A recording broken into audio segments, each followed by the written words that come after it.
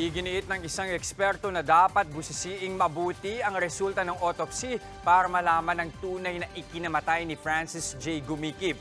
Ang pamilya ng biktima naniniwalang may takipan sa tunay na nangyari sa biktima. Nasa frontline ng balitang yan si Gary De Leon. Naiuwi na sa kanilang bahay sa Antipolo City ang labi ng grade 5 student na si Francis J. Gumikip na nasawi ilang araw matapos umanong sampalin ng kanyang guro. Sinagot ng DSWD at LGU ang lahat ng gastusin sa burol. Kabilang sa mga unang nakiramay ang mismong principal ng eskwela ni Francis at ang kinatawan ng DepEd Division ng Antipolo. Bagamat nagarap na sa DepEd ang guro at principal ni Francis, naniniwala ang mismong nanay niya na may nangyaring takipan sa pagitan ng paaralan at na mismong advisor ni Francis na una niyang nilapitan. Kaya tila napapaisip ang nanay ni Francis na kasuhan din ang class advisor nito. Tingin ko parang pinabayaan lang po. Medyo nakaramdam po ako ng ganon na may pagtatakipan po. Kasi bakit wala pong may gustong bakit ilang bata lang po ang gustong magsalita sa dami ng bata pong nakakita. Nag-iisip po ako ng hindi kaya may pananakot. Kung si Antipolo City Mayor June Inares naman ang tatanungin, malinaw na may lapses din ang eskwelahan. Nakapagtataka raw kasing lumipas na ang ilang araw pero hindi na imbestigahan at hindi rin nakarating sa DepEd ang pananampal ng guro kay Francis. Based on DepEd protocol, within 48 hours kailangan may incident report and intake sheet ang eskwelahan na isusumite sa division ng Antipolo and Calabarzon or regional office ng DepEd. So what's obvious is for some reason hindi nasunod yung protocol na yun. So yun ang isang malinaw.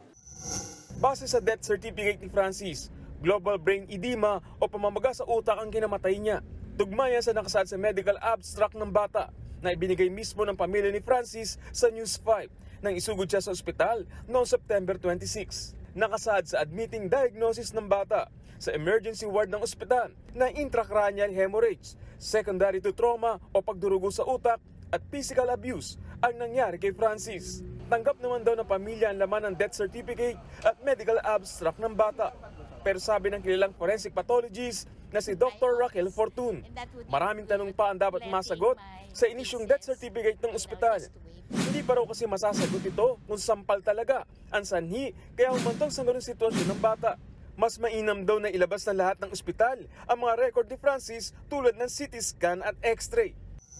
I would defer to an autopsy.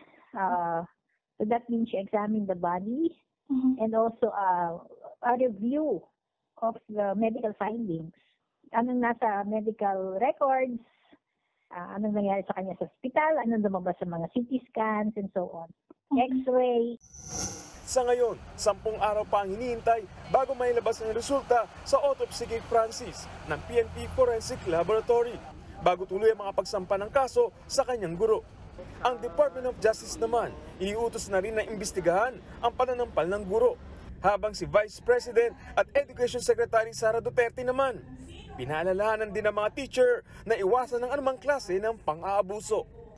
Whether it be physical, sexual, verbal abuse, you don't do that to children, especially those that are entrusted to your care fully by the community, by their families. Nagbabalita mula sa frontline, Gary De Leon, News 5. Mga kapatid, Jess De Los Santos po, huwag magpahuli sa mga umaaksyong balita at napapanahong issue sa bansa. Para sa mas malawak na balitaan, mag-subscribe at mag-follow sa social media pages ng News 5.